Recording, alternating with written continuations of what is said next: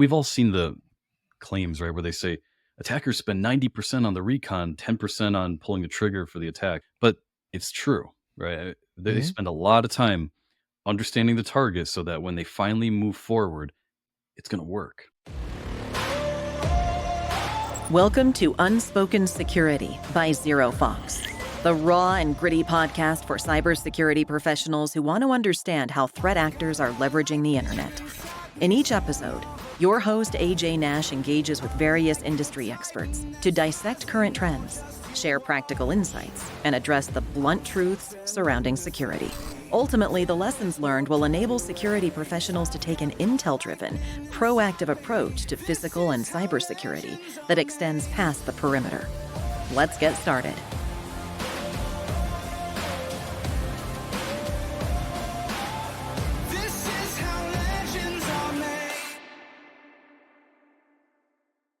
Hello, and welcome to another episode of Unspoken Security, brought to you by ZeroFox, the only unified external cybersecurity platform. I'm your host, AJ Nash.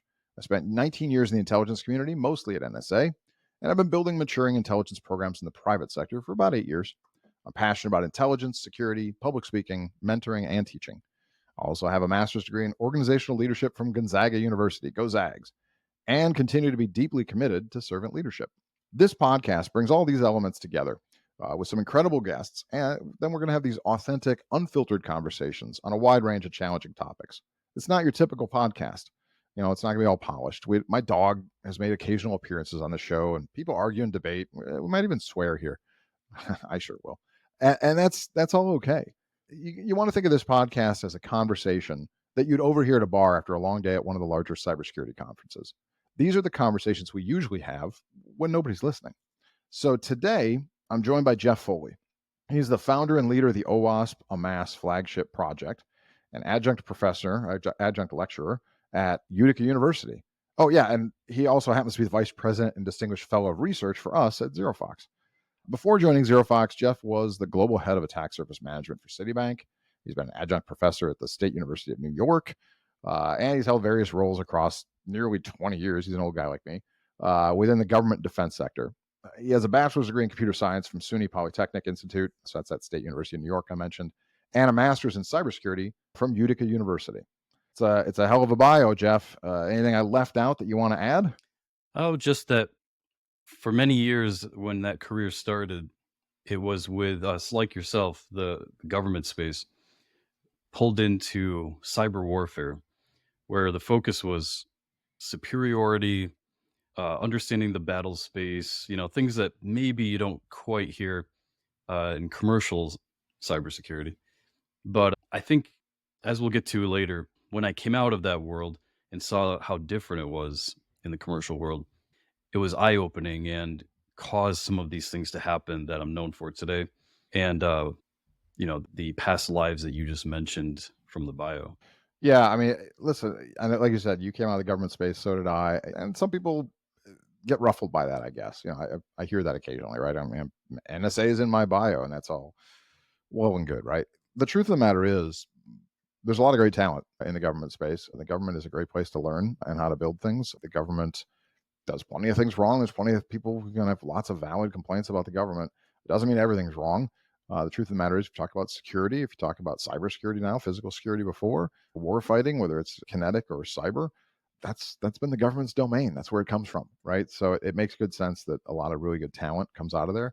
But I'll be interested to dig into it with you and talk about what you did learn there, what you've been able to apply, as you said, to the commercial sector, to the private sector, because terminology is different, motives are different, the opportunities are different. Hell, the legal requirements and authorities are different out here. But some of the goals are the same, right? Our goal is to try to keep ourselves safe, to protect ourselves from people who want to hurt us or steal from us. We don't do as much of the offensive as they do on the government side. There's some laws in place there. But a lot of the things that the government has to do to keep people safe are the kind of lessons we want to learn and bring into the private sector. So, I'm excited to dig into this with you and learn more about attack surface management and what you've learned and what you've built and where we're going today. So with that, we really should just jump right in, man. The topic today is, what's the purpose of attack surface management? Because a lot of people hear about attack surface management, ASM, or extended attack surface management, or external attack surface management, all these different terms.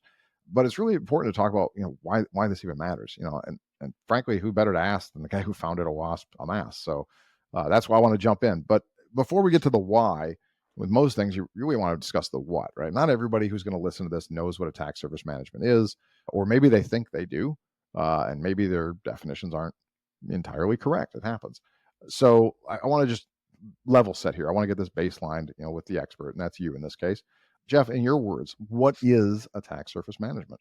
Putting that simply, right? Well, if we're trying to keep that as simple as possible, I'd say it's visibility. But of course, that word's so overused and can mean so many things. But what I've been telling people for as long as I've been involved in trying to promote this or advocate for the importance of this is it's the adversarial perspective. It's looking through the adversarial lens, really. So, and why is that important? Well, if you've ever seen a vulnerability management program where they don't have all the assets on the list, right? Right. That's right. That's monitoring everything. I mean, but this happens to almost every company. They miss some, or they need to add some new ones that they just found out about. But if you are only looking at it from that perspective of, well, we're watching what we've been told to watch, or what we think we're supposed to be watching. But see, adversaries don't do that, right? They just find out. They just go dig it up.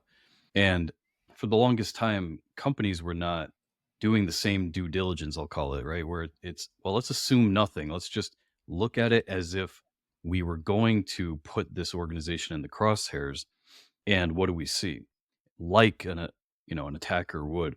Because all too often, what we find, or I can say every single time I've ever done this for any organization, what I find is there's more out there than the company realizes. So that's what ASM is. There's a lot of benefits that come from executing that or performing that periodically, which we can get to later. Yeah. So you're saying it's, well, first of all, I mean, I'm going to jump into the terminology, right? And you and I didn't invent this term, by the way. I think everybody should know that and probably does. But I'm going to attack it a little bit, I guess. Attack surface management, from what you just described, there's not a lot of management involved in that, is there? Like, no offense to everybody. I certainly didn't coin the term, right? I'm not really a big fan of it. Neither am I, to be honest. And no offense to everybody out there in the world whoever invented this, and all the marketing folks, including our own, frankly, who still talk about it as attack surface management. I've repeatedly said I'm not fond of the term because there's not much management to it. What you're saying is, if I'm hearing it correctly, seeing yourself through the adversary's lens. So you mentioned there's a lot of stuff out there people don't know exists, right? I think people call it shadow IT a lot of times, right? So no shock that people spin up new servers, new websites, even, all sorts of new things in the name of the company. Maybe it's in cloud, right?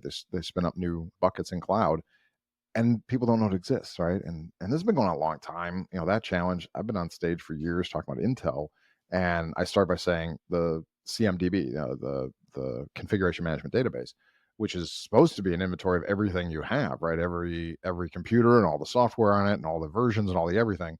And every time I've stood on stage and said, everybody raise their hand that's confident their CMDB is accurate, nobody raises their hand. Half the people laugh, which I think is kind of sad, frankly.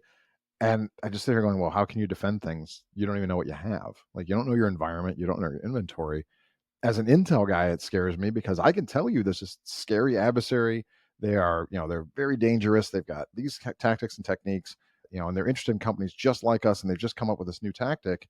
But I can't tell you if it really matters to us because I don't even know if we have that software system, or we have that version, or if we're patched, or what our compensating controls are, or what's exposed to the world.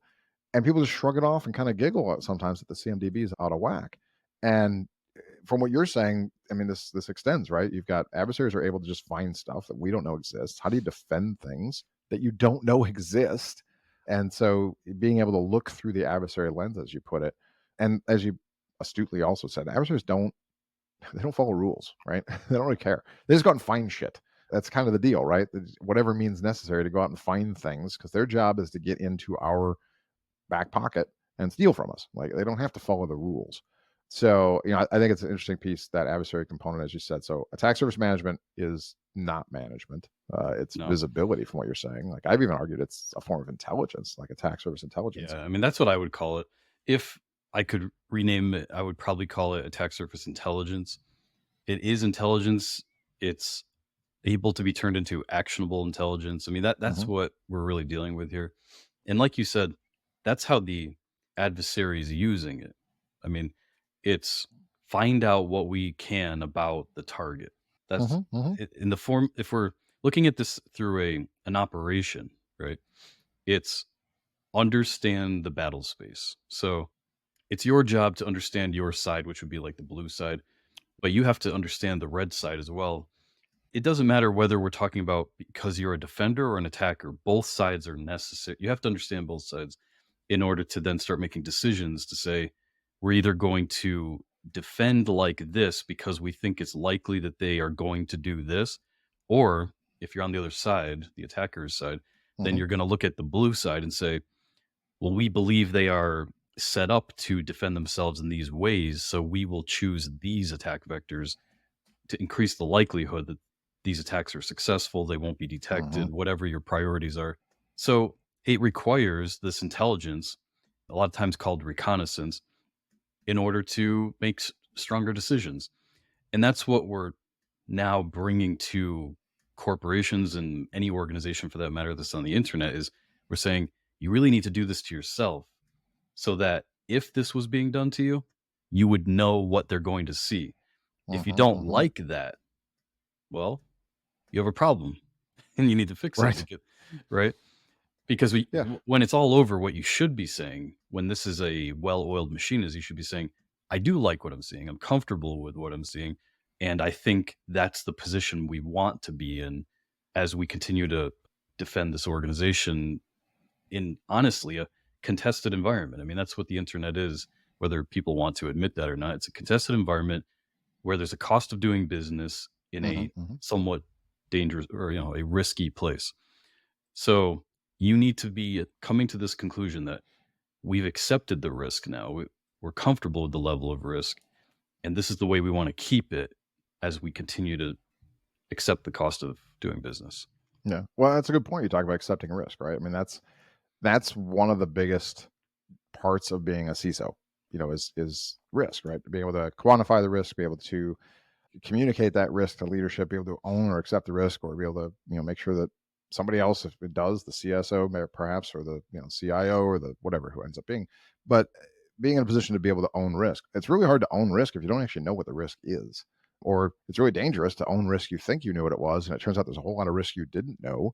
That shadow IT that's undefined, undetected, and suddenly that's the attack vector. That's the door that somebody gets in to your environment. S3 buckets come to mind all the time in, when we get into cloud, right? And misconfigured S3 buckets or extra S3 buckets that aren't supposed to be there because organizations didn't have policies in place, or maybe had policies but didn't have controls in place. And lo and behold, an organization might think that they know what their risk is, and they say, well, we're an acceptable risk. And the truth is you're carrying a whole lot of risk you didn't know about because you didn't know your own environment. So yeah, to your point. So we've engaged a lot of organizations over the years, and what we do is we assess them through the attacker's perspective, and we come to the table, and then we show them, well, this is what you look like to an attacker on the internet. How much of that were you aware of? Or show us your asset inventory, right?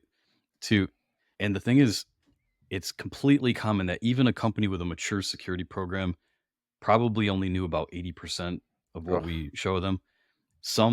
Quite a few, are at 50%. And the risk ratings are all wrong then, right? I mean, obviously, if they don't know half the stuff out there, their risk rating couldn't possibly be accurate any longer. Oh, no. In some cases, we've even seen 25% is all they were aware of from what we were presenting to them. Has anybody ever gotten like 100%? You ever had one they mapped out and they're like, yep, we know everything. Has it ever happened yet? Not one yet. Even small groups, like even the tiniest companies, there's something out there they didn't realize, like an old piece of equipment or something. I'm waiting for the day. Well, challenge laid out there for somebody. If anybody thinks they know 100% of their inventory, reach out to Jeff Foley. We'll give you his email address, and maybe we can come up with some kind of a prize if somebody can actually do that. If we can do an ASM scan and they come out with 100%, you know what? I'm going to do it right now out of my own pocket. Maybe this gets edited out. Let's hope so. 'Cause I don't have money, but I'm going to offer a $500 gift card right now, like Amazon. I'm going to pick a company so you can't get it from anywhere you want. $500 Amazon gift card. First company, first organization. Don't be like your home system. I'm not interested in somebody from house saying, check my house. Not that kind of bullshit. Come on, help me out here. But you work for a corporation. You got more than, I don't know, 20 people in a company. I'll go really small. And you can reach out to Jeff and you can prove that he did a scan and 100% of your stuff was accounted for. Yeah, I'll give you a $500 Amazon card. I'm only doing it once, by the way, so it's first come, first serve. I'm not made of money. So we'll see if that picks up, when it comes out. And I'm going to regret this later probably. But if nothing else, Jeff, your story will change. At least you'll be able to say there's one company out there that proved to me it can be done. Yeah, that'd be great. I appreciate that, AJ. Yeah, Well, I'm inclined to think I'll keep my $500 though. At least these days, a lot of people are aware of the AMASS project and the fact that they have a place to go if they are willing to take on this responsibility, right? Or attempt to address this. Whereas, I mean, we've been helping people for all the way back to 2017, roughly, when unfortunately a lot of people didn't even realize they should be doing this, or it just seemed like not part of a security program. Now, again, coming from my background in cyber warfare, this was just, you couldn't come to the conversation, right? If you couldn't say you were up to speed on this information or intelligence. Frankly, you'd be kicked out of the room if you attempted to chime in on the decision making when you didn't even know what the battle space looked like. But when I came to the private sector and this was the norm, at first I didn't believe it, honestly. I thought it was just exceptions or edge cases, but it turned out no, it was the norm. And that's when I said, wow, we need to do something about this. We need to help change this. So that's where our initiative came from with the open source work. Well, it's a good. I mean, I'm glad you mentioned it, right? And yeah, you're right. Getting laughed out of the room, like it's like showing up for. Imagine being a general who's showing up for meetings. We're going to discuss an invasion of another country or whatever, and it's a land war, and they can't tell you how many tanks and people they have. Oh no, we don't know. They're over there somewhere. Well, what about this platoon? I'm not really sure where those guys are. Yeah, what about these guys? We didn't know they're still part of the army anymore. Yeah, I mean, it would be impossible, right? It wouldn't even come up as an idea. Of course, you know where all your inventory is and where all your weapons are and where all the things you have to defense are. You know where all your forward base, operating bases are and all these things are. And I'm with you. When I got in the private sector, similar experience on the Intel side when I realized how much wasn't known. At least on Intel, they would say, well, Intel's just moving into the private sector, makes sense. But when I started learning, and for me, it was CMDB right away. It was the first thing I was getting into. As an Intel guy, I was like, all right, well, I got to know what to defend. I got to know what we have, et cetera. And when I realized I was working with and for people who didn't know, and it wasn't a panic. It wasn't like this is the top of our list of things to fix. It just was like, no, we don't really know. We've got this database, but it's all out of date. And they just accepted it and moved on to the next thing. I was like, how's that okay? I don't understand it. I still don't. And it seems to be a bit of the norm, as you said. I find very few organizations that feel confident that they have their inventory sorted and they just go about their day. And I just think, well, your house is on fire. But as you said, moving into the private sector, you realize this was like the norm, and as opposed to just this outlier of the edge cases. So it brings me to the next question we want to talk about today, which is, now that we've talked about what attack surface management is, despite the fact it's not really management, why was ASM created independent of the other programs like CTI, vulnerability management, Red Team? I mean, it sounds to me like it should be part of Red Team, right? It's understanding what the adversary sees of us. So it's emulating what their vision is, and then you'd go from there. But why is ASM independent of all these things? Yeah, it's a good question. And I imagine there's some people that would say, well, ASM could live within a red team function because the people that are performing red team exercises are definitely familiar with the process of collecting that kind of information about a target, right? The thing is, I would argue they're not usually intelligence people, right? There's a Right. there's a little bit of a gap there. So they're good at collecting it and then using it to do additional security assessment. They're used to that. And if they're given ample time, most red teamers are even very good at using OSINT, open source intelligence, to try to paint a more complete a picture as they can about their target. So these are not foreign concepts to them, but they're not used to collecting all of this and making it very consumable by other security functions. So if you do put it in a red team function, I think what tends to happen is the data tends to stay there. Right. And I mean, you could probably fix that or adjust that if you were to prioritize it. But I think you're taking a chance that if you try to bring it to life within the red team function, it may end up staying there. Also, security assessors are often used to keeping the information they collect about security private, right? Or Sure, they're sure. pretty good at keeping it to themselves. But ASM is information that needs to be shared with the rest of a security program, similar to threat intelligence. Hmm, hmm. And again, therefore, the almost like the culture doesn't quite match, the function Yeah, is my that's exactly what I experience. was thinking. The word culture came to mind. That it sounds like it's more of a culture that doesn't fit red team. Red team sounds like they should be one of the primary customers of ASM. To Yes. feed into them to say, hey, this is we did a scan. Here you can have this. It'll save you the trouble of having to do your own recon. We've already done the recon part for you, and then from there they can move on to the next things because they have a recon, result. They have a report that already looks like what the adversary is seeing, and then they can get into how are we going to attack these endpoints and these assets as opposed to having to go find them first. But I'm with you. It seems to make sense culturally.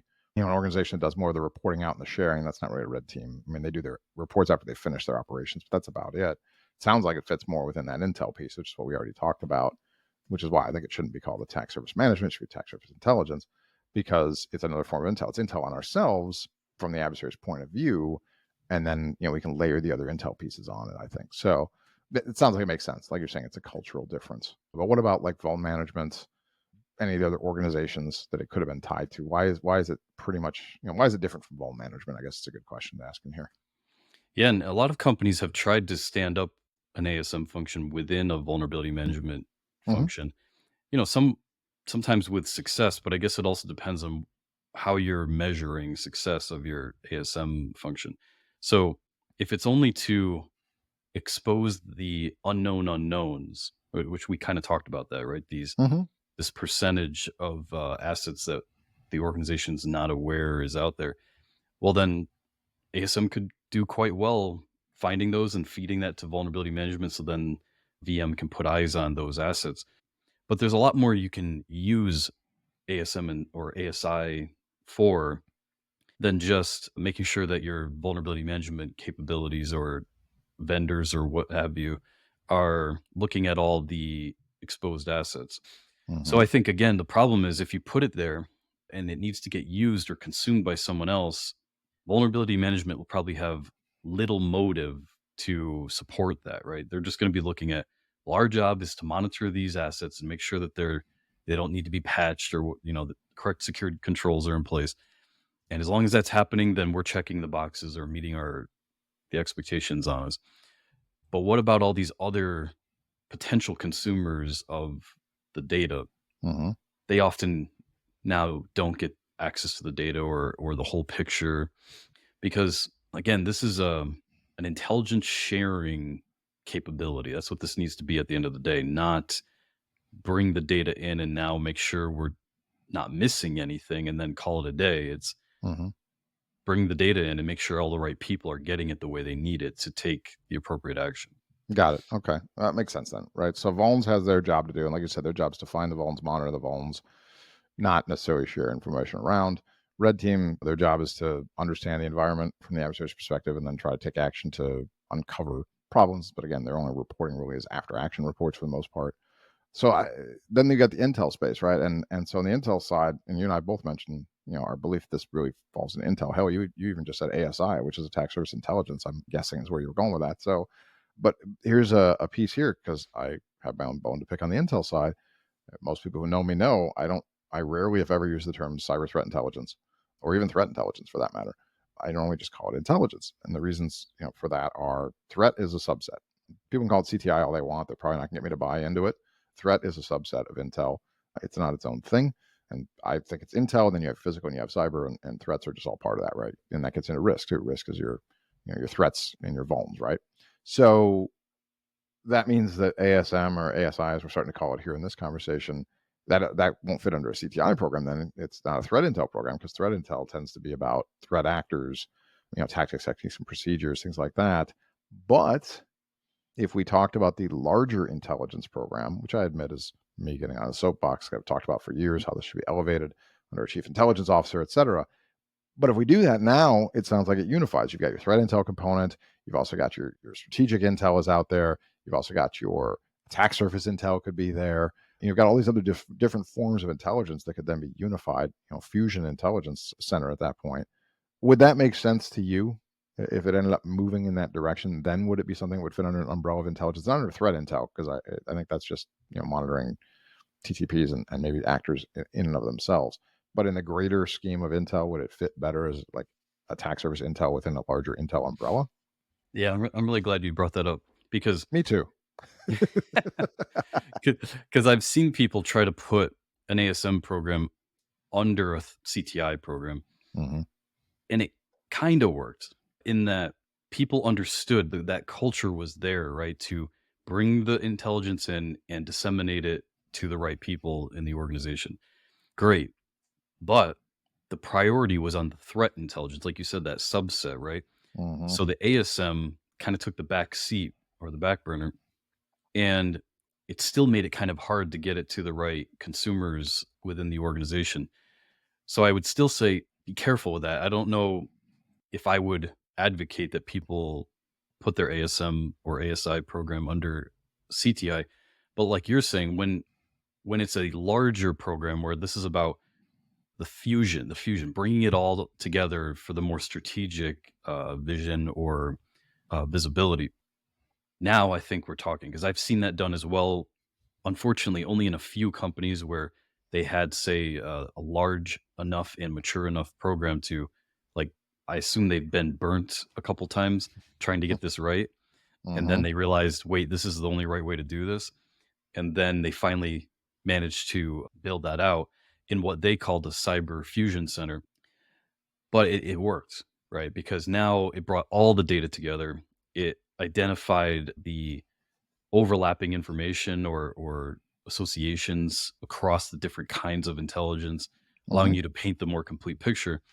And it was great. It also made it easier to pull the, what I'm going to keep calling ASI in for business intelligence or business decision making, Mm-hmm. Mm-hmm. not necessarily just infosec, right? Because it's great that you now have, I'll say visibility on the battlefield or for the assets that are exposed on the internet. But there's different ways you could use that, right? There's a lot of ways you could pull that information into your decision making processes and enhance your situational awareness for different, I'll call it challenges or problems that your company could be facing. Sure. Well, yeah. I mean, I think it's nice to know we're on the same page on this one. I guess that if this is elevated up, there's more opportunities there, and you point out from a business standpoint, right? Which is the goal of intelligence is to improve decision making, and ultimately the goal of almost everything we're doing is from business standpoints. You want to lower risk, you want to increase profitability, which comes from lowering risk and lowering dangers, I suppose, is part of that concept, right? And also intel, we talked about that culture component. The part of the culture for intelligence is understanding your stakeholders, understanding their requirements, and then delivering against those requirements. And this is another aspect of that where, as you said, you've seen some success if they do it as a fusion center, right? If you have ASI, attack surface intelligence tied into a fusion center along with your threat intel and your strategic and all that, I suspect those organizations are pretty mature, which means they would have an understanding of who their stakeholders are, who their customers are, and what their requirements are. And then you could distribute to the right people. So our attack surface intelligence, our scan, that's going to go to the red team, so they know how to emulate the adversary, because this is what the adversary sees. It's also going to go to our vulns team, I suppose, to say this is what we found that you might not know have existed. It could very well go to the CISO as well, to talk about the full risk ratings or whoever's handling risk for that organization. Maybe the policy or organization is going to see that, say, hey, your policies aren't being enforced properly, or do you have policies? People are spinning up all sorts of things. Do you have a written policy that says they can't? And if so, has it been distributed? And if so, how are you enforcing it? All of these things become normal, normalized for intelligence folks, because that's our gig, right? We understand the stakeholders, the requirements, we deliver against those requirements, we monitor that, we measure that for effectiveness, and you can see impact and results, whereas a lot of these other organizations aren't designed or built that way. So I'm going to keep banging the drum on that, obviously, that we should look at this greater picture of intelligence, because you're also getting all that context gets tied together then too. The vulns team will get the intel to not just know, hey, do you have a vulnerability, but what's the likelihood it's going to be compromised? What adversaries out there are capable of doing so and have the motivation to do so?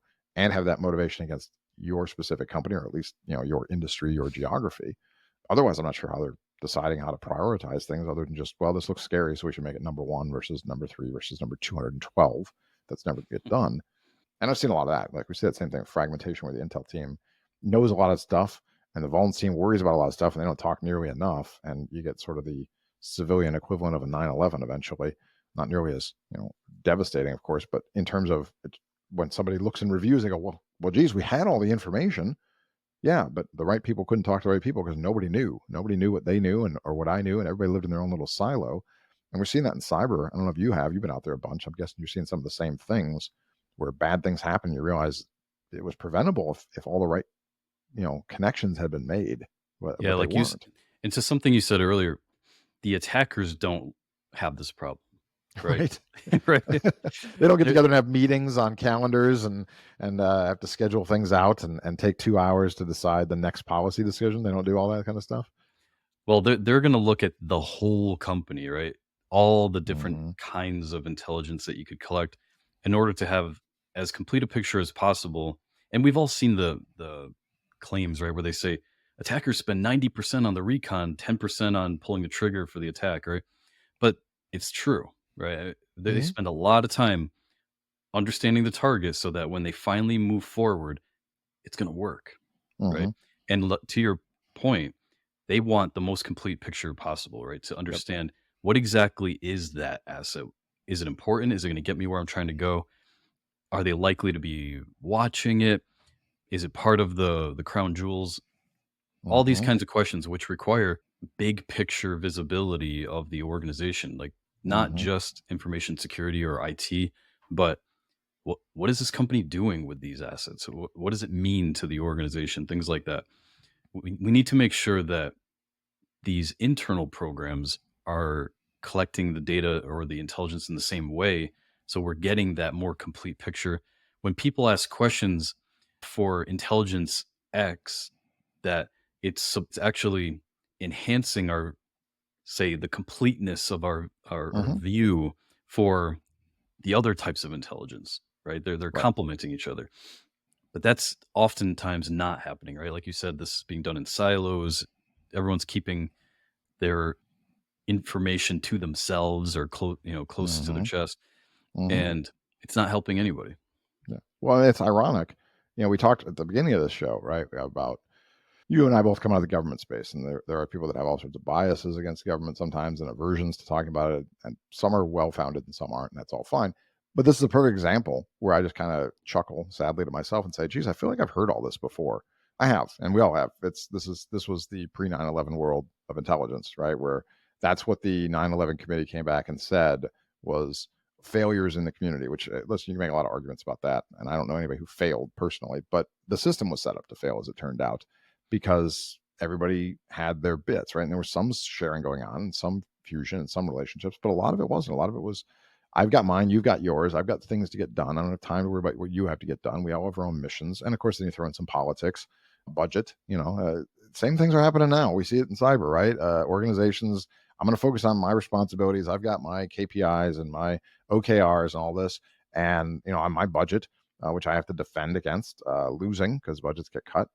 And so, well, geez, if we unified, if we did a fusion system, well, who's going to be in charge then? I run my own org now, and so do these other 3 peers of mine. If we fused it, I'm going to work for somebody else. I'm going to lose my job. I'm going to lose my budget. Like, there's a lot of that I think that's happening. Not everywhere. I mean, some of it's just people haven't thought this way, but I suspect there's some of that going on. And let's face it, if you've got 3, I don't know, directors, senior directors, whatever it might be, that are parallel, they're not going to run to the CISO and say, "Hey, I really think you should unify this and fire 2 of us." They're not going to do that, right? And if the CISO hasn't given it much thought because they're buried in 1,000 other things, they're probably not going to think to do it either. And I'm not saying, by the way, that you have to unify and fire people. That's not really my point. But there's a lot of reason for folks not to elevate this up as an idea. People don't like losing status. They don't like losing title. They don't like losing their jobs, obviously. They don't like losing income. And if they've got their own little lane and they continue to build the walls around it, and that silo gets stronger and stronger, and they deliver results because the OKRs and the KPIs all say they are delivering what they were supposed to deliver, they're not going anyplace.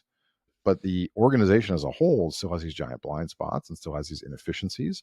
They may be overspending. How many times have you gone to an org and found that they had 2 or 3 different licenses for the same company, the same tooling, that they didn't realize, and they're double and triple paying. They don't have an or enterprise different license, which would have companies saved them that money. offer the same or Yeah, very similar, a vendor that has similar offerings. Yeah, all the right, time. I mean, actually, and they don't even realize it, right?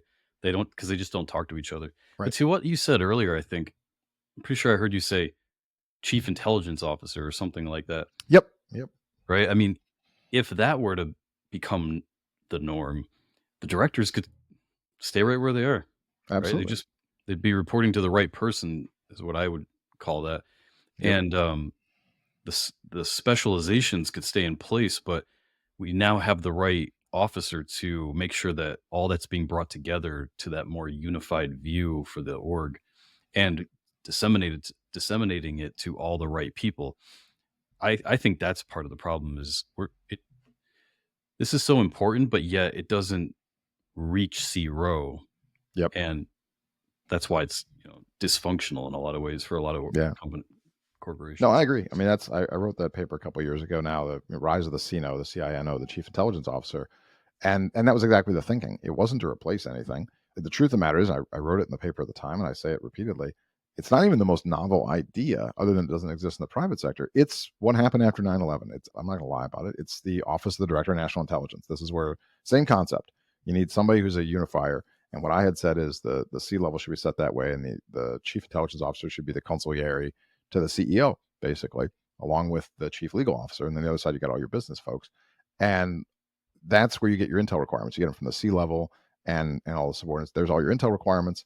So you got somebody in charge of all that, and then everybody else is a customer. They don't work for the CINO. Nobody's losing their jobs. Nobody's losing authority. Nobody's losing credibility or title or money or any of that. They're all doing what they're doing. It's just all aligned to enterprise-wide intelligence requirements now, and they are driven by the C level, which means they also will include the business intelligence, right? The long-term strategic goals, not just from a security standpoint, but business. It'll include when you get into acquisitions, right? Mergers and acquisitions. There's not enough intel tied to that, and ASM would have a role to play in that too. Hey, let's run an ASM scan on this company and see what their footprint really looks like. It would work on third-party risk. You could run, attack surface management scans for third-party risk and have the same results. So if you're going to acquire a company, or if you're going to merge with a company, or partner with a company, or hire a vendor, these are all things that can be tied together. None of that's happening now, to my knowledge. I don't know anybody who runs an attack surface management scan on a vendor before they do business with them.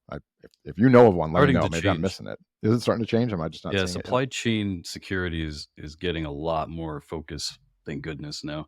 And Good. it is including, well, if we can't trust them to tell us what they're doing, we can Mhm. at least look, right? Right. Similar That's to great. the M&A where there's only so much you can ask them prior to Mhm. the closing the deal, Mhm. but there's nothing stopping you from looking, right? Yeah. Well, and that's an intel function right there. You're doing research, recon on an acquisition target or on a partnership or on a vendor. That's all what intel does, right? So yeah, I keep banging this drum. Eventually, we're going to get there. We're having some discussions. I've talked to some larger organizations about doing this intel component. This CINO thing. It's hard to get there, right? There's politics. Organizations don't want to have a C level. When I first floated this idea and wrote this paper, I have no doubt that people thought it was self-serving.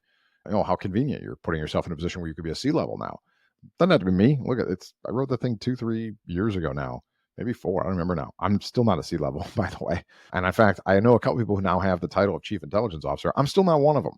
So if it's been self-serving, I'm really damn bad at it. But I still believe in it. I think it's going to be the solution. I think eventually we're going to see large organizations. Somebody's going to take a swing, and it's going to work. And we're going to see these improvements. Maybe it's going to take something more catastrophic. I don't know. Again, the U.S. government didn't get there until something terrible happened, and then everything changed. I think we'll see it here too. Now, I want to jump to the third question we had prepped for today, and admittedly, we've already started going there. So we're kind of repeating some of it, but I'm curious to get more thoughts. We talked about attack service management or attack service intelligence. I'm just going to start calling it that. Hopefully, people won't get mad at me for it, especially at our own company. But how do you see the relationships between attack service intelligence and the rest of the enterprise? Again, we already started talking on this path because it's a natural discussion. But how are those relationships? CTI, we've already said, okay, they're not in CTI. Vulnerability management, we've already said they're not in vulnerability management. But what about digital risk protection? What about HR, insider threat, the business intel component? How are all these relationships? Is this going to just go back to the CINO discussion, which would thrill me, of course? But how are they today in working together with one another? Well, if we're strictly talking about how do all those functions work with an ASI function, right? Like, Hmm. what's that relationship look like? Yeah.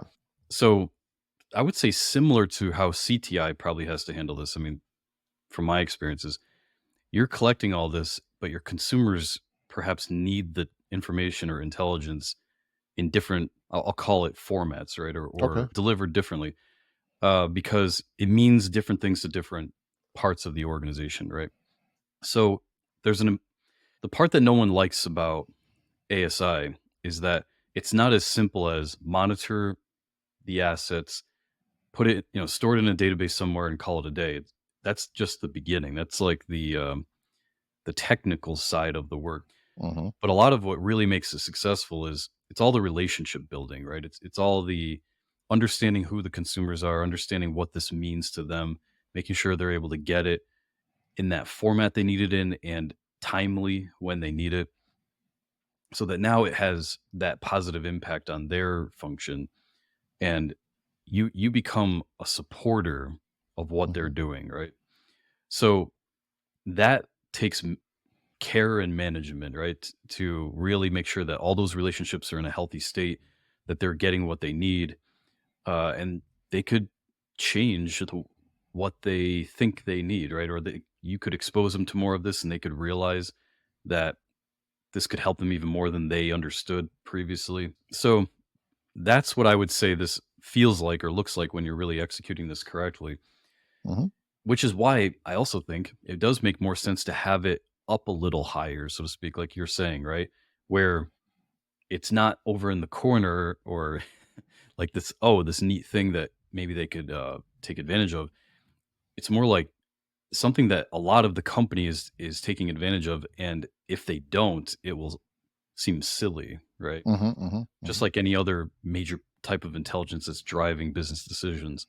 It also needs to be available to everyone, right? So that could mean your vulnerability management program or your red team.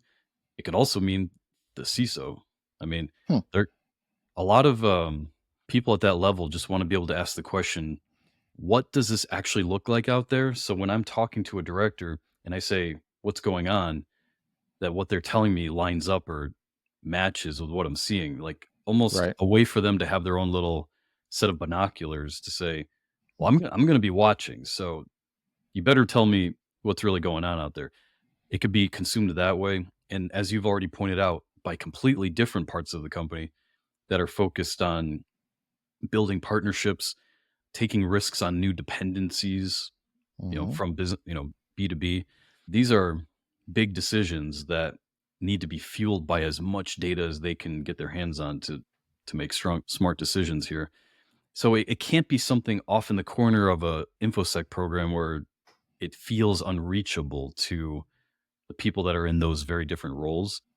Again, to your point, I think that's why we need a chief intelligence officer or someone who could say, well, it's not a problem. It's part of my program. Hmm. We'll make sure you get it. And we'll get you that complete picture you need to make those important decisions.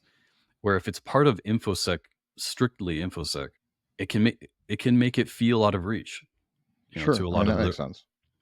I don't know if that answers your question, but the No. two pieces to this, or what I tell people they have to at least be ready to take on, is be ready to monitor all this. It's a lot of, it's a lot of work to watch all of this exposure and make sure you're not missing anything. And there's a lot of elements to how do you do that successfully so you're not, you're still not missing anything. And then how do you get that to all the right people or consumers within the organization so that, well, there's no point in collecting all this and having this excellent picture of what's going on out there if no one's making use of it, right? Hmm. So you need to be working that other side, which is disseminating the intelligence effectively throughout the organization. Yeah. No, I think you made some good points in there. This is different for different organizations, right? And that ability to process needs, to determine based on those needs what we should go get, and how to report it back in what format is really important. And there's a lot of organizations that probably are left out right now because, as you said, this ends up in a corner someplace. So, maybe they're doing the ASM scans, attack surface scans, and they're saying, okay, well, we know vulnerabilities needs to see this. And, maybe they're going to policy to say, hey, we have a lot of architecture out there that shouldn't exist. What's going on with their policy or the enforcement of those policies? But are they having a discussion with insider threat, for instance, to find out, are these being spun up maliciously? Are they having a discussion with marketing to say, hey, you've got a whole lot of websites out there that shouldn't be there, or a whole lot of things that don't exist? Are they having a discussion with business intel? Probably not, if I had to guess. Is this getting used in M&A? You're saying it's starting to improve there, which is good, but it's certainly not widespread, I would say. So yeah, the ability to elevate that up. Intel is not a product. Intel's a service. I tell people that all the time. Products are the output, but Intel's a service. You have to understand people's needs, and you have to meet those needs to improve decision making, to improve business impact. That's about all the things you're mentioning. That's that big dissemination piece. You have to know what people need and then give it back to them, and it's across the entire enterprise. So yeah, I think we're on the same page that elevating this and being in a position where this can be across everyone, because that accessibility matters. You mentioned not getting things reported. We talk about all the time in the Intel space. Intel is not valuable if nobody ever reads it. If it's so highly classified nobody can see it, then it doesn't matter what it is. If I had the cure for cancer, but I wouldn't share it with anybody, I haven't actually cured cancer. Just so anybody wonders, nothing's changed, right? If I keep it to myself and then I die, I guess cancer still hasn't been cured. With Intel, if you know the thing and you don't tell anybody the thing, you haven't done anything. It hasn't changed. Later on, you're going to say, "Oh, I knew that," and nobody's going to believe you anyway. Dissemination is a key component to all of this. I talk about it in the Intel cycle a lot. All the greatest Intel, you got to get it to people, and that's hard to do with programs that get buried in basements. Whether it's attack surface intelligence or threat intelligence or strategic intelligence, whatever it is, if it's buried in the wrong organization under somebody, a leader who doesn't see their role as a service role beyond where they are, beyond what their OKRs are and their KPIs are, et cetera, then they're not going to go further than that. They're just not. That's people work to meet the metrics they've been given, which is nothing wrong with that, by the way. It's a great way to build your career, and it's smart. The metrics just need to change, and this thing needs to be elevated up so the metrics are different. So somebody's meeting a different set across a wider audience within an enterprise, and you'll get more efficient results as a result. You get better intel, more actionable opportunities, probably save some money on some of these enterprise licenses, or as you said, multiple vendors that do the same thing that you could knock out if you just got together and had somebody high enough to go, why do we have 3 vendors doing the exact same thing for 3 different orgs at triple the price? Well, we just had one vendor that did it all. And of course, yeah, listen, I work for a vendor. So do you. We work for the same vendor in this case. People are going to argue that's self-serving. That's fine. I can live with it. It's a business world. Yes, we have a platform that does all this. Yes, I believe it's a good thing. And yes, I believe somebody should look at it. That's it. That's the end of our sales pitch here. We're not in sales. I've been on the other side, though. I've been a customer. The fact of the matter is people are spending a lot of money on a lot of things, probably the wrong way, because it's all fractured and it's buried in corners. So anyway. And one thing you asked too. Yeah, man, go. Oh, you said, how does this fit with DRP? Mm-hmm. Oh, yeah. So I actually had this discussion at DEF CON a couple of years ago where the question was, well, should ASM remain internet infrastructure? Again, kind of what vulnerability management tends to focus on, or just keeping it within the, say, strictly InfoSec world, right? God, I hope you said no. I did, but I'm out here advocating for something totally different. But it was met with pushback. I mean, sure. Initially, the feeling was, well, let's not make this more complicated than it already is, and then cause it, people to stop thinking about it. But I said, I don't think we want to set this on the wrong path. ASM should be anything that's exposed on the internet that could have a impact on your security posture. Yep. Period. I don't care what it is, even if that's individuals, right? Yeah. I mean, anything. Right. Social media accounts. We've talked about some of that stuff, right? Yeah. All of it. Accounts, credentials. Yep. Anything out there that it could come back to impact your security posture or program, well, then it needs to be considered as part of the intelligence collection that we're talking about. And when you combine that with what we're already learning from CTI, where now it's like you can create customized prioritization, right? Where we know what's out there that's relevant to our organization. We know what people are doing that would align or their attack preferences, like TTPs, would now line up with the attack opportunities or vectors that we know exist within our environment or exposed environment. I mean, now you have very prioritized to-do lists, exactly. Right? I mean, people tell me all the time, we've had a successful vulnerability management program, but now we have a pile of data that we could we're never going to catch up with, right? And we Right. don't know how to prioritize it to answer the question of what should we be doing on Monday, Hmm. right? Like that's the big question. That's what everyone is irritated about is we have tons of data, more than we know what to do with, right? Hmm. Hmm. Well, if you start bringing this intelligence together, I would argue it gives you a very good idea of what you should be doing on Monday. So, because now you're addressing the things that are truly like high probability that these are Right. going to actually happen, right? Again, looking at it because you're looking at it from the attacker's perspective. You're answering the question of if someone actually tried to do this, Yep. what would they probably do? And Well, yeah, and you get those 9 boxes, right? The from the most likely, most dangerous to the least likely, least dangerous, and then everything in between. You get those 9 boxes to say what's going to be the outcome here, and that gets you your prioritization. Which anybody listening to this who does risk probably already knows this, obviously, but that's how you get that prioritization. But as you said, it's intel driven. Then it's your assessment of which box this fits into gets better if you're able to say not just what we have for a vulnerability, but also what we have is a likelihood that an adversary is going after it. Well, we have adversaries who've done it before. We have evidence of that they're capable of doing it, that they're motivated to do it against us would raise the probability even further, that they've been successful. And then where is that vuln? Is it tied to our crown jewels? Because you have to have a crown jewel assessment, because you have to have a proper CMDB, because you have done all this work that we just talked about. It's a big difference between saying, hey, there's a bad guy out there, or saying, hey, there's a vuln out there, and be able to pull those together and say, hey, there's a vuln that's currently exposed. There's a bad guy out there who's capable of attacking it. They have attacked companies like us in the past in our geography before. They've been successful. And oh, by the way, they've said on the dark web they're planning on doing this.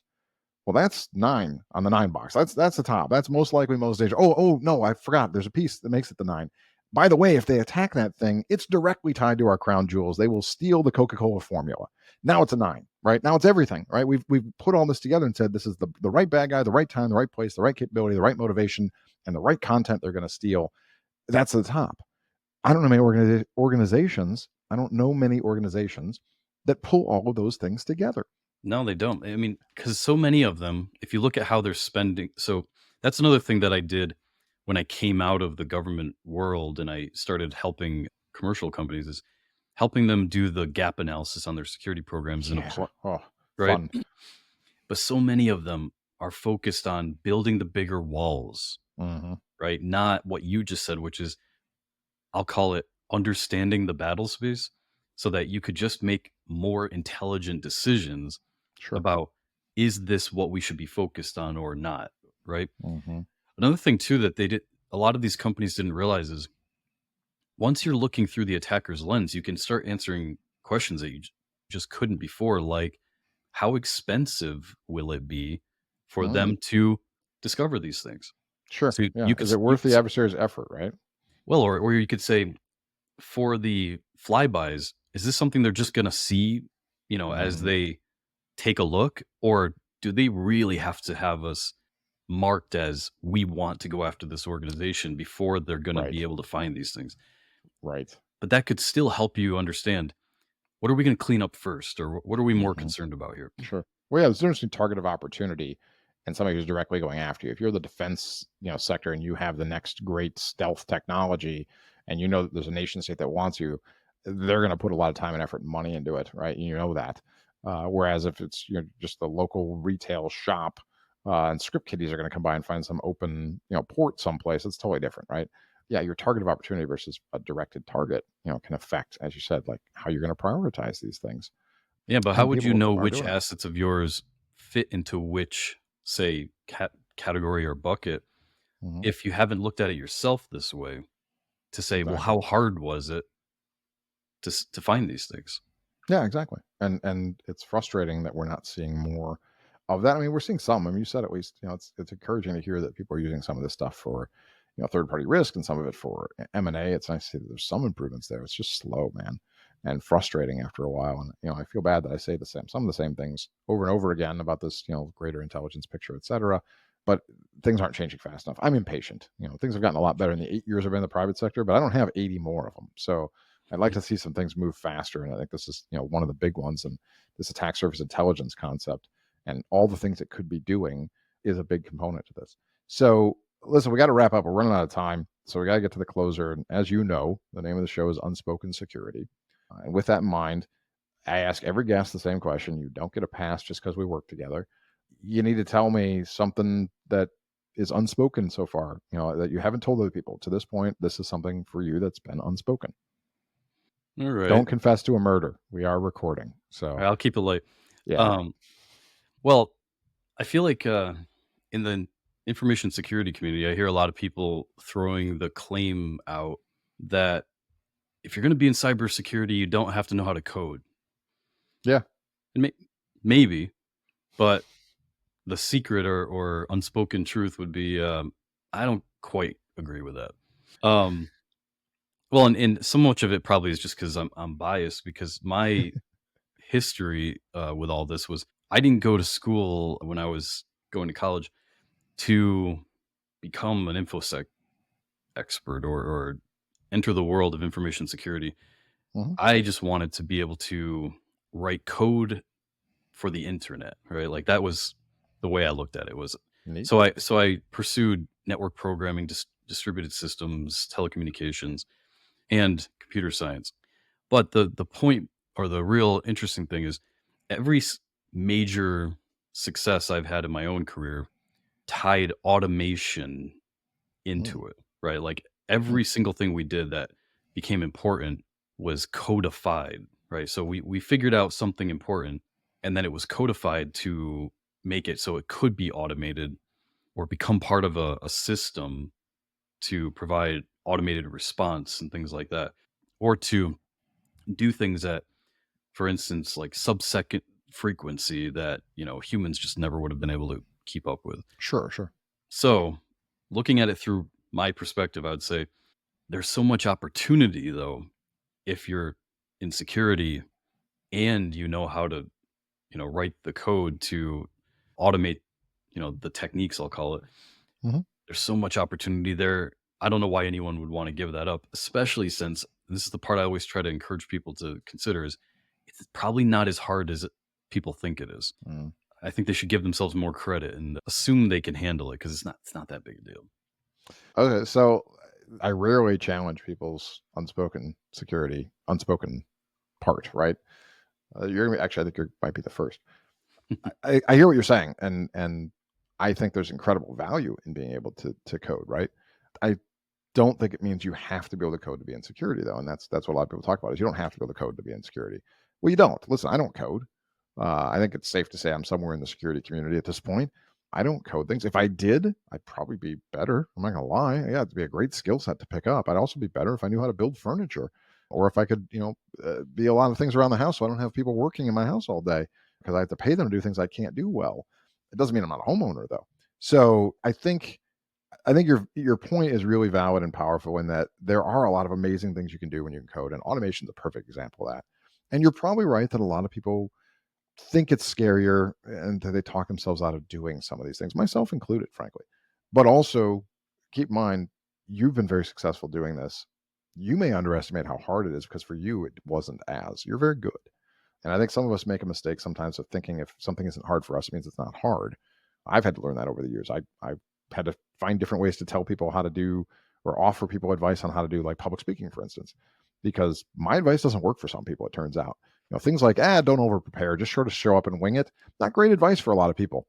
So, some people are very afraid of public speaking, and just like some people are afraid of coding. So I think you're right in that it's a powerful thing. Like people who are capable of coding, who really understand networking well, and the technical details, they're definitely going to be better in certain areas and smarter in a lot of areas. But I think there is a lot of space in this community for folks who don't code. Just team up with those people, like I do. Like I team up with guys like you and say, hey man, I need to get this thing sorted, and I don't know how to do it.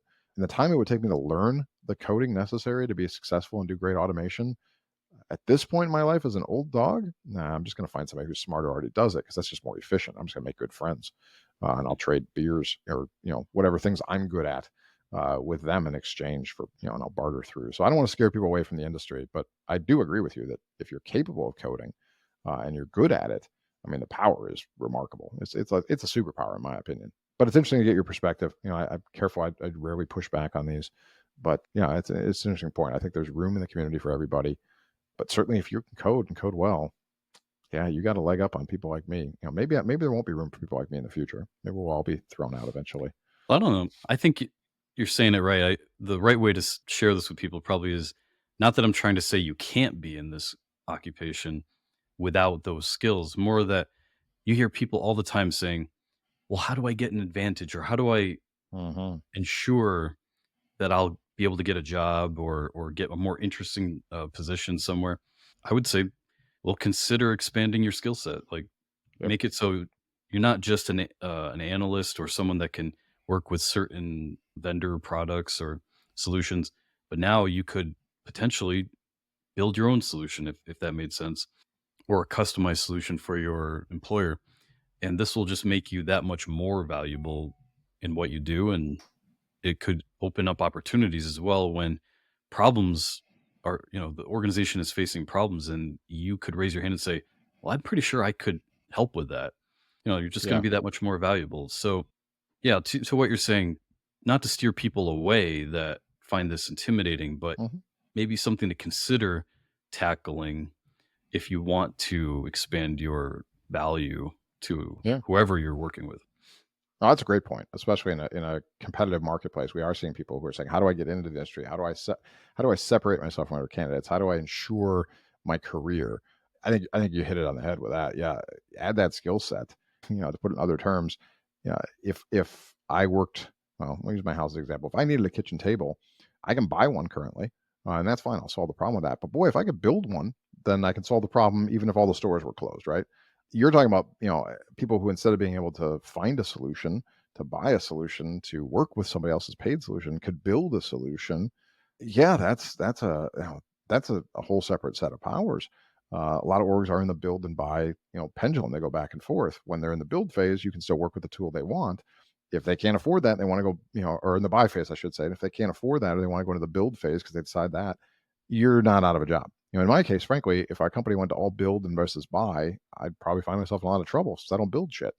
I buy shit. And I work with people and I manage things and I lead things. But if they said, no, you're going to build it from scratch by hand, I guess I'd be looking for something else to do with my time. So I think that's a really powerful point. If you want to get into the industry, if you want to separate yourself, if you want to secure your future, more skill sets, more ability to build from scratch, which is all code in our industry, really. Yeah, it's people who are great at coding, pick a language. Python's the big one, right? But you can pick several, languages. It goes over time. Or people who are great at reverse engineering, which is the next step a lot of times. Yeah, those people don't have a hard time finding jobs. They're not sitting unemployed for very long usually. They don't worry about the economy shuffling like a lot of us do. So I think that's a really powerful message too. It definitely puts you in a better spot, and you can follow Jeff Foley. You can be like him. Jeff's never out of a job. Look at his resume. The guy's always working. All right, man. Listen, we got to wrap this one up. I appreciate that. I appreciate you taking the time, to be here with me today and to talk through this stuff and talk a little bit. As it turns out, we got to battle a little bit on the last piece, which rarely happens. So it was kind of fun, though. I think we got the same place. I don't know if there's any thoughts you want to add to wrap this one up. Is there anything we left out you want to close out with? If we covered everything, that's good. But I was like, give the guests one last shot to I mean, say maybe anything just left. a quick plug if it's Mhm. not a Sure, problem. plug it, man. Plug it. So, we had a great talk here about attack surface management slash intelligence, or hopefully Hmm. intelligence in the future. And if whoever's listening finds this interesting or something they would like to help, I'll say fix in the private sector, or these days I would say in all of the information security community, please don't hesitate to come to OWASP, right?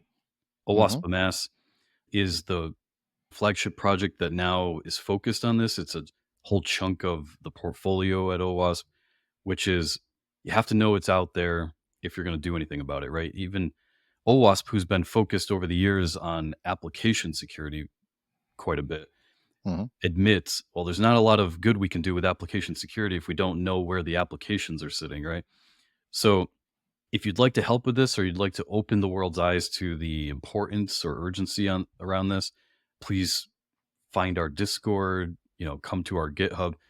There's lots of ways you can reach out to us, and we are always welcoming contributors or people that would like to support what we're doing, which does not necessarily mean coding, right? There's lots of ways you can support advocating, testing. You could go out and speak about this. So there's all sorts of ways you can work with us to bring this to more organizations and help them wrap their arms around understanding their attack surface and making better decisions based on that. Yeah.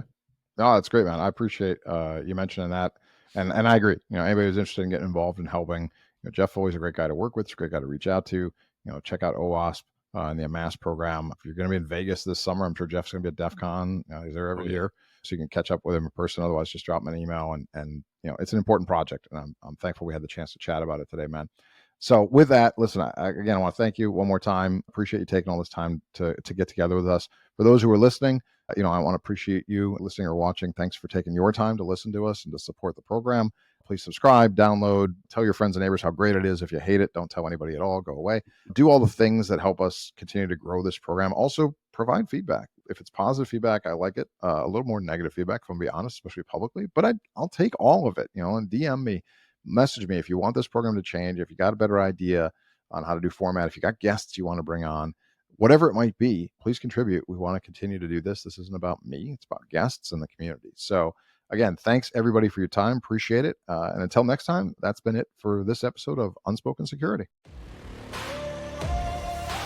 That's a wrap for this episode of Unspoken Security, brought to you by ZeroFox, the only unified external cybersecurity platform. If you enjoyed this episode, follow us wherever you listen to your favorite podcasts. See you next time.